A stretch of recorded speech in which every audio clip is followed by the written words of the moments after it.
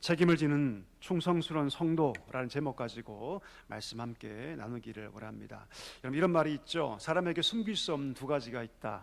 첫 번째는 술에 취한 것, 두 번째는 사랑에 빠진 것. 물론 제 책에도 맞습니다. 이 두 가지는 숨길 수 없다고 얘기하죠. 술에 취하면 행동이 달라집니다. 가장 먼저 냄새가 나죠, 그렇죠? 술에 취하면 냄새가 납니다. 그리고 술은 사람의 신경을 마비하기 때문에 말과 행동이 달라질 수밖에 없죠. 사랑도 마찬가지입니다. 사랑에 빠지면 알까요, 모를까요? 알 수 있을까요, 없을까요? 알죠. 사랑에 빠지면 여러분 얼굴에 생기가 돌고 예뻐진다고 하죠. 그리고 웃음을 감출 수가 없다고 합니다. 아무리 감추고 싶어도 사랑에 빠지면 감출 수가 없다고 합니다. 근데 여러분, 술에 취한 것과 사랑에 빠진 것 말고 또 감출 수 없는 것이 있습니다. 성경에서 뭐라고 얘기하냐면 그것은 죄다라고 얘기해요. 죄다.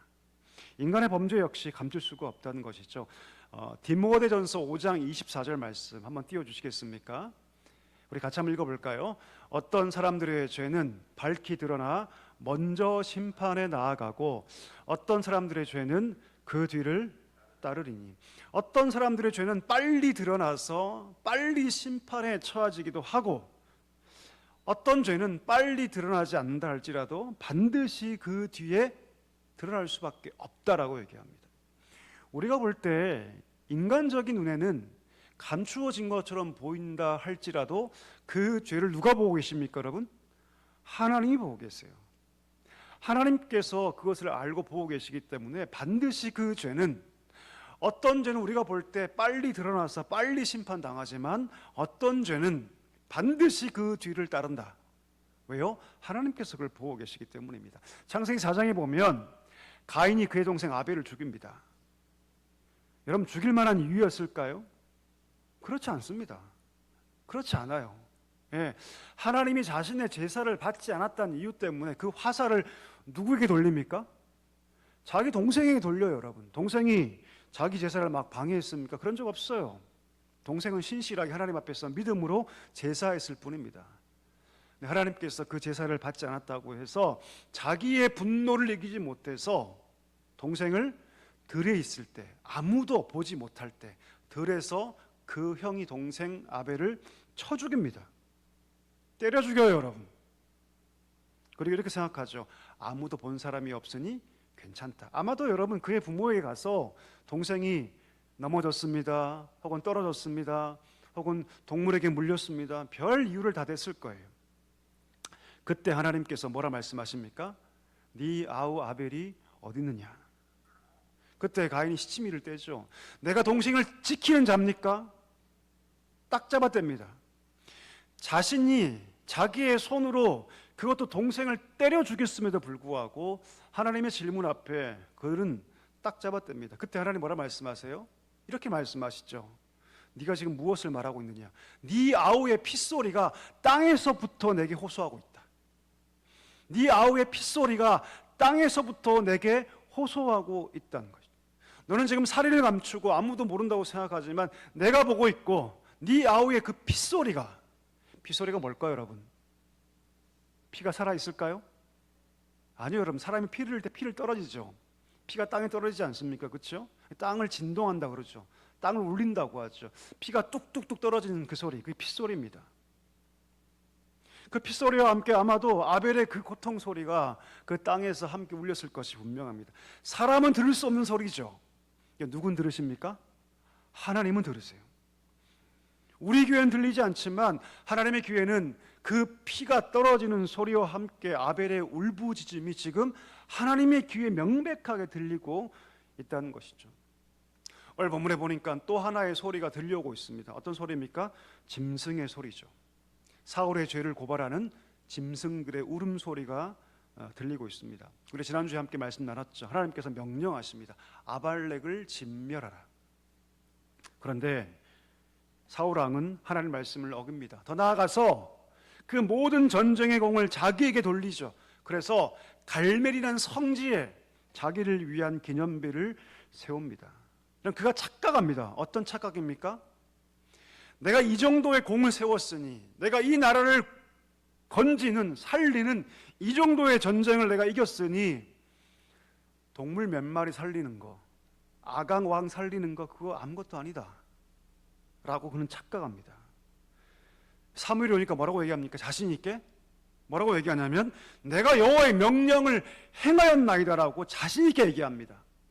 여러분, 그가 여호와의 명령을 자신 있게 그렇게 순종했습니까? 아니요, 그렇지 않아요. 그는 여러분 중요한 게 무엇인지 전혀 모르고 있습니다. 그가 전쟁에서 심지어 이긴다 할지라도 정말 중요한 것은 뭡니까? 그 전쟁에서 하나님 말씀에 순종했느냐가 훨씬 더 중요합니다. 사울은 전쟁에 승리한 것 때문에 기분이 굉장히 좋았죠. 그래서 사무엘이 심판의 메시지를 들고 왔을 때도 심지어 그 사무엘을 기쁘게 맞아들여요. 하나님의 준엄한 심판의 메시지가 지금 코앞에 있는데도 그는 기쁘게 사무엘을 맞아들입니다. 왜 이렇게 했을까요? 어떤 마음이었을까요? 자기는 이미 전쟁에 이긴 것으로 하나님 말씀을 다 지켰다라고 생각하는 거예요. 근데 아니죠, 여러분. 그때 어떤 소리가 들려옵니까? 짐승의 울음소리가 들려옵니다. 이 울음소리는 여러분 사실 하나님의 책망의 소리예요. 사울 왕을 책망하는 짐승의 소리죠. 사울 왕이나 다른 사람의 귀에는 그냥 짐승 소리였지 모르지만 하나님의 귀에는 그 소리가 어떤 소리입니까? 사울 왕의 죄악을 고발하는 소리였던 것입니다. 여러분, 누가복음 22장에 보면 닭 울음소리가 들립니다. 닭 울음소리. 집에서 닭 키워보셨습니까? 제가 닭 키워본 사람들의 얘기를 들어보니까 아침에 해가 딱 뜨면 정확하게 막 운대요. 얼마나 듣기 싫습니까? 그렇죠? 우리에게는 그 소리가 그냥 닭소리예요. 해가 뜨니 원래 우는 닭소리. 근데 여러분, 베드로에게는 그 소리가 그냥 닭소리였을까요? 그렇지 않습니다. 우리가 알듯이 그가 호언장담하지 않습니까? 예수님 앞에서 다른 사람은 다 주님 버릴지언정 나는 결코 주님 버리지 않습니다. 나는 죽을 때까지 따라할 겁니다. 근데 그가 호언장담했던 그가 예수님 잡힐 때 먼 발치에서 그를 따라가고 대제사장의 뜰 안까지 가서 그것도 한 여종이, 한 비자가 그 자신을 알아볼 때 몇 번이나 부인합니까, 여러분? 3번이나 부인합니다. 3번이나. 한 번까지는 그럴 수 있다고 쳐요. 근데 3번이나 부인합니다. 3번이나. 마지막 3번째 부인할 때 어떤 동물이 웁니까? 닭이 울어요. 닭이. 다른 사람에게 있어서는 그냥 새벽 닭입니다. 새벽에 일정하게 울어대는 닭 소리죠. 그런데 베드로에게 있어서 그 닭 소리는 어떤 소리였을까요? 그 죄를 책망하는, 양심을 깨우는 소리였죠. 어쩌면 다른 사람에게는 안 들렸을지 몰라요. 그런데 적어도 베드로에게는 이 닭 소리가 천둥 소리처럼 들렸을 거예요. 그 꽃기어 소리가 아마 베드로의 마음 가운데는 천둥 소리처럼, 하나님의 음성처럼, 그 양심을 깨우는 소리처럼 들렸을 것이 분명합니다. 주님을 부인했던, 3번이나 부인했던 자신의 죄를 보게 했던 양심의 소리가 바로 그 닭소리였던 것이죠. 이 소리 듣고 베드로가 어떻게 반응합니까? 오늘 저녁에 치킨 시켜 먹겠다 이렇게 합니까, 여러분? 아니죠. 그 소리 듣고 밖에 나가서 심히 통곡하며 회개하고 웁니다. 심히 통곡하며 회개합니다. 자신의 행동과 말이 떠올라서, 예수님의 그 시선이 떠올라서 가슴 아파 견딜 수 없어서 그 닭소리 듣고 밖에 나가서 통곡하며 옵니다. 회개하며 울죠. 전성에 의하면 여러분, 베드로가 예수님 승천하신 다음에 주의 몸된 교회를 섬기는데 아침에 닭소리가 울릴 때마다 울었다, 이런 말이 있습니다. 우리가 눈을 감는다고 해서 우리 죄악이 없어지나요? 우리가 감춘다고 해서, 우리가 귀를 막는다고 해서, 눈을 감는다고 해서 그 죄악이 사라지나요? 그렇지 않습니다. 여러분, 이것을 기억해야 합니다. 죄는 하나님 앞에서 스스로 소리를 지릅니다. 스스로 소리를 질러요. 죄는 하나님 앞에서 스스로 소리를 지릅니다. 우리는 어리석게도 그 죄를 감출 수 있다고 생각하죠. 별거 아니라고 생각하죠. 여러분, 죄가 왜 무섭습니까? 죄가 반복되면 여러분 영적인 감각이 마비돼요. 감각이 마비된다는 건 뭡니까? 그전에는요 요만한 바늘로 콕 찔러도 너무 아팠어요. 근데 감각이 죽어버리면 쇠말뚝을 가져와서 내 몸을 찔러도 반응하지 않습니다. 이 감각이 죽는 거예요, 여러분. 죄가 왜 무섭습니까? 우리의 영적인 감각을 마비시키고 더 나아가서 영적인 감각을 뛰어넘어서 우리 이성까지 마비시켜요. 그래서 너무나 큰 죄인데도 불구하고 너무나 큰 죄를 간과하게 만들죠. 간과하게 만들어요. 여러분, 하와를 유혹할 때 그 유혹에 넘어가니까 엄청나게 느꼈던 그 선악과가 이제는 먹음직도 하고 보암직도 하고 실제로 나를 지롭게 할 만큼 탐스러워 보이기 시작하죠. 이게 죄의 힘입니다. 오늘 사울을 보십시오. 하나님 잊어버리고 말씀을 버려버리고 신앙을 저버리니 내가 양 몇 마리쯤 살려도 괜찮다. 소 몇 마리쯤 살려도 괜찮다. 내가 전쟁에 승리했으니 이 정도면 이거 살려도 괜찮다.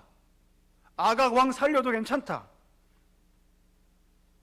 내가 그 정도를 승리했기 때문이다. 그러나 하나님께 그렇게 생각하지 않습니다. 하나님은요 작은 것이라도 어긴 것은 어긴 것으로 간주합니다.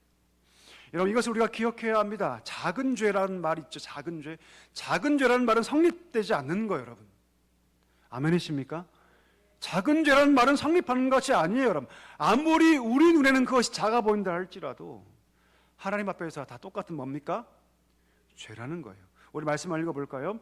골로새서 3장 23절 말씀 띄워주시죠. 우리 같이 한번 읽어보겠습니다.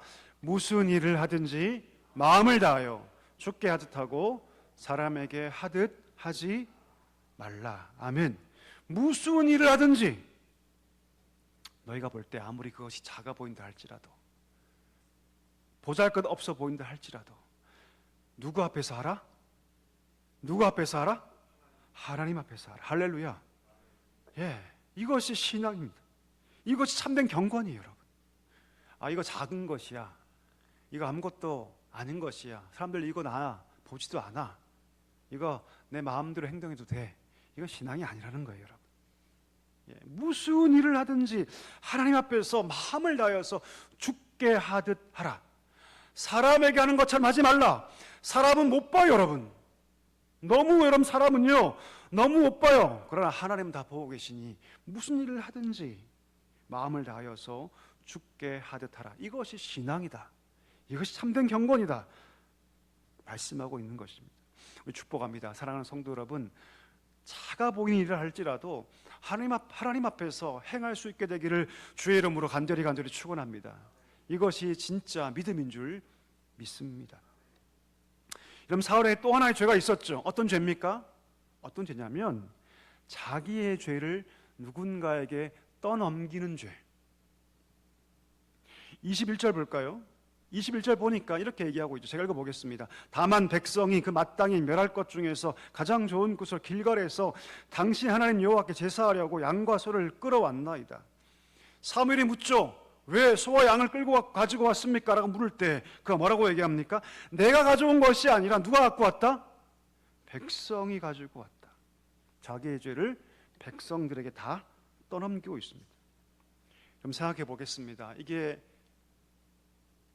지도자입니까? 아닙니까? 아니죠. 여러분, 책임을 전가하는 자들은요 지도자가 아닙니다. 결코 아니에요, 여러분. 결코 아닙니다. 저는 여러분 부목사로서 오랫동안 20년 넘게 사역했잖아요, 그렇죠? 이 기준으로 리더가 다 갈려요. 어떤 사람은 여러분 문제가 탁 터지고 일이 틀어졌을 때 책임을 다 전가하는 리더들이 있어요. 책임을 다 전가해 버립니다. 그거 당신이 한 거잖아. 심지어 많은 담임 목사 중에서도 여러분 그건 네가 한 거잖아 라고 책임을 전가하는 분들이 계셔요. 그러나 그에 반해서 끝까지 그 책임을 자기가 지는 분들도 계십니다. 누가 리더일까요, 여러분? 누가 리더일까요? 전자입니까, 후자입니까? 당연히 후자죠, 여러분. 당연히 후자죠. 저는 그런 분들하고 연락도 안 해요. 이거 리더가 아니기 때문이죠. 어떤 일을 터졌을 때 리더가 자기를 쏙 빼고 그 책임을 지지 않는 모습들이 있다면 그 리더가 아닙니다. 그건 일꾼이 아니에요, 여러분. 링컨 대통령을 아시죠? 게티스버그 전투 아마 아실 거예요. 가장 일선에서 전쟁에 참여가 있던 마이드 장군에게 그가 편지를 씁니다. 유명한 편지죠. 이런 글을 쓰시죠. 마이드 장군이요, 이 작전이 성공하면 그 모든 공은 당신 겁니다. 그러나 만약 그 작전이 실패하면 모든 책임은 내게 있습니다. 작전에 성공하면 그 공로는 당신의 몫이고 실패하면 내가 책임지겠습니다. 그 전쟁에 승리하지 않습니까, 여러분? 우리가 알듯이 미국 갤럽에서 늘 조사합니다. 가장 당신이 존경하는 대통령이 누굽니까? 역대 1, 2, 3위에 항상 들어가요, 링컨이. 그 이유가 뭘까요? 그 이유 중에 하나는 무엇이냐면 그가 책임질 줄 아는 사람이었기 때문입니다. 아무리 개인적으로 위대한 업적을 갖다 할지라도 그 공을 스스로 다 가로챈다면, 그리고 문제가 터졌을 때 누군가의 것을 다 전가해 버린다면 그 사람은 절대로 리더가 될 수 없습니다. 진정한 리더는 여러분, 공을 자신이 가로채지 않습니다. 스스로 책임질 줄 알죠. 리더만 그럴까요, 여러분? 신앙인도 그렇습니다. 오늘 본문 사울 보십시오. 그는 전투에서 얻은 그 승리의 공을 자기를 위한 기념비를 세우면서 갈멜에다가 기념비를 세우며 다 가로챕니다. 그런데 오늘 사무엘이 그의 죄를 지적할 때 그는 뭐라고 얘기합니까? 백성들이 한 짓이다. 백성들이 한 짓이다. 모든 책임을 전가하죠. 하나님 그를 버려버리십니다. 그리고 백성들도 그를 존경하지 않아요. 나중에 여러분 17장에 보면 다윗이 등장하죠. 골리앗과의 전쟁에서 위대한 승리를 얻게 되고 사람들이 노래를 지어 부르는데 사울이 죽인 자는 천천히요, 다윗은 만만이다. 어떻게 이런 노래가 가능했을까요? 그럼 백성들 다 알게 된 것이죠. 그 소문이 안 돌았겠습니까, 여러분? 예. 모든 공적은 자신이 가져가고 모든 죄를 백성들에게 떠넘기는 그 사울에게서 진정한 리더의 모습을 볼 수 없었기 때문이죠. 그에 반해서 다윗에게서 진정한 리더의 모습을 볼 수 있었기 때문입니다. 여러분, 하나님 오늘도 스스로 책임질 줄 아는 신앙인을 찾으십니다. 아멘이십니까? 이것을 여러분 전문용어로 충성이라고 해요. 충성이 뭡니까? 내가 영광을 취하기 위해서 하는 거 충성 아닙니다. 내가 사람들에게 인기를 얻고 인정받기 위해서 하는 거 충성 아닙니다. 그 영광을 먼저 하나님께 돌리고 그 영광을 다른 사람에게 돌릴 줄 아는 것, 이것이 충성입니다. 그리고 자신은 끝까지 생명을 걸고 자기의 일들을 끝까지 책임질 수 있는 것, 저는 이것이 충성이라고 생각합니다. 여러분, 교회에는요 충성스러운 사람들이 필요합니다. 그런 충성스러운 성도들이 많을 때 그 교회는 진짜 좋은 교회가 되는 것이죠. 담임 목사가 자기의 책임을 회피하고, 교육자들이 자기 책임을 다 회피하고, 직분자들이 자기 책임을 다 회피하면 그 교회가 좋은 교회겠습니까? 아니요, 그렇지 않습니다. 가정도 마찬가지죠. 가정에 불화가 왜 생깁니까? 책임을 떠넘기기 시작하기 때문이에요. 자녀가 어떤 문제가 탁 터졌을 때 우리 부부들이 왜 싸웁니까? 당신 닮아서 그래 싸우죠. 공부를 못하면 당신 닮아서 그래. 그러면 문제가 풀릴까요? 절대 풀리지 않습니다. 아무리 큰 문제가 닥쳐온다 할지라도 서로가 서로의 짐을 져주고 서로가 서로의 책임을 지면 해결할 수 있습니다. 그러나 아무리 작은 문제라 할지라도 서로가 서로에게 책임을 떠넘기면 절대로 그 문제는 해결되지 않습니다. 교회도 마찬가지죠. 가정도 마찬가지인 것입니다. 말씀을 정리하기를 원합니다. 여러분, 믿음은 무엇입니까? 믿음은 책임지는 것입니다. 영광을 내가 취한 것이 아니라 하나님께 돌리고 이웃에게 돌리고 믿음의 동력자들에게 돌리고 나는 끝까지 주어진 일에 최선을 다하는 것, 저는 이것이 믿음이라고 생각합니다. 이것이 충성인 줄 믿습니다. 아무리 유혹이 있고 아무리 죄의 유혹이 강하다 할지라도 내가 져야 할 그 짐을 지고 끝까지 갈 수 있는 신앙, 이 신앙을 우리 하나님께서 기뻐하시는 줄 믿습니다. 우리 모두가 이 믿음으로, 이 믿음 가지고 살아갈 수 있는 은혜가 있기를 주의 이름으로 간절히 축원합니다.